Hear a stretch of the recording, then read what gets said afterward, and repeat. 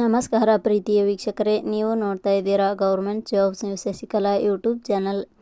ಇವತ್ತಿನ ಉದ್ಯೋಗದ ಮಾಹಿತಿ ಈ ರೀತಿಯಾಗಿದೆ. ದ್ವಿತೀಯ PUC ಪಾಸ್ ಆದವರಿಗೆ ಸರ್ಕಾರಿ ಉದ್ಯೋಗ.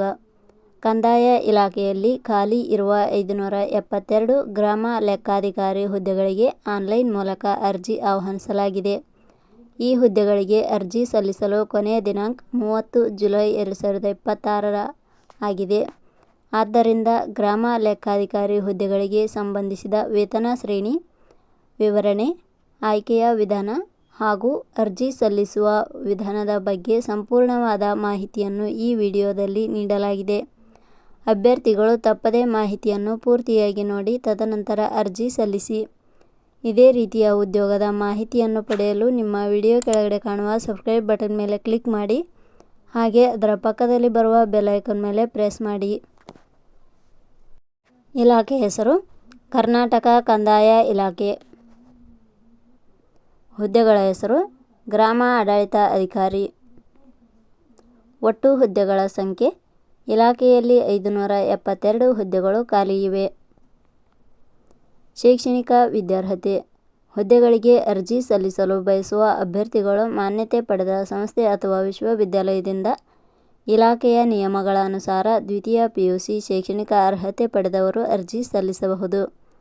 ಹುದ್ದೆಗಳಿಗೆ ಸಂಬಂಧಿಸಿದ ನೋಟಿಫಿಕೇಷನ್ ಲಿಂಕ್ ನಮ್ಮ ಟೆಲಿಗ್ರಾಮ್ ಚಾನಲಲ್ಲಿ ನೀಡಲಾಗಿದೆ. ಅಲ್ಲಿಂದ ಡೌನ್ಲೋಡ್ ಮಾಡಿಕೊಂಡು ಹೆಚ್ಚಿನ ಮಾಹಿತಿ ತಿಳಿದುಕೊಳ್ಳಬಹುದು. ವಯೋಮಿತಿ. ಹುದ್ದೆಗಳಿಗೆ ಅನುಗುಣವಾಗಿ ಕನಿಷ್ಠ 18 ವರ್ಷ, ಗರಿಷ್ಠ 40 ವರ್ಷ ನಿಗದಿಪಡಿಸಲಾಗಿದೆ. ವಯೋಮಿತಿ ಸಡಿಲಿಕೆ ವಿವರಣೆ. ಕರ್ನಾಟಕ ಕಂದಾಯ ಇಲಾಖೆಯ ನಿಯಮಗಳ ಅನುಸಾರ ವಯೋಮಿತಿಯಲ್ಲಿ ಸಡಿಲಿಕೆ ಇರುತ್ತದೆ. ವೇತನ ಶ್ರೇಣಿ. ಆಯ್ಕೆಯಾದ ಅಭ್ಯರ್ಥಿಗಳಿಗೆ ಇಲಾಖೆಯ ನಿಯಮಗಳ ಅನುಸಾರ 34,100 ರಿಂದ 67,600 ರೂಪಾಯಿ ವೇತನ ಶ್ರೇಣಿ ಇರುತ್ತದೆ. ಅರ್ಜಿ ಸಲ್ಲಿಸುವ ವಿಧಾನ. ಹುದ್ದೆಗಳಿಗೆ ಅರ್ಜಿ ಸಲ್ಲಿಸಲು ಬಯಸುವವರು www.jobsexplain.com ವೆಬ್ಸೈಟ್ಗೆ ಭೇಟಿ ನೀಡಿ ಅರ್ಜಿ ಸಲ್ಲಿಸಬೇಕು. ಆಯ್ಕೆಯ ವಿಧಾನ. ಹುದ್ದೆಗಳಿಗೆ ಅರ್ಜಿ ಸಲ್ಲಿಸಿದ ಅಭ್ಯರ್ಥಿಗಳನ್ನು ಇಲಾಖೆಯ ನಿಯಮಗಳ ಅನುಸಾರ ಸಂದರ್ಶನದ ಆಧಾರದ ಮೇಲೆ ಆಯ್ಕೆ ಮಾಡಲಾಗುತ್ತದೆ.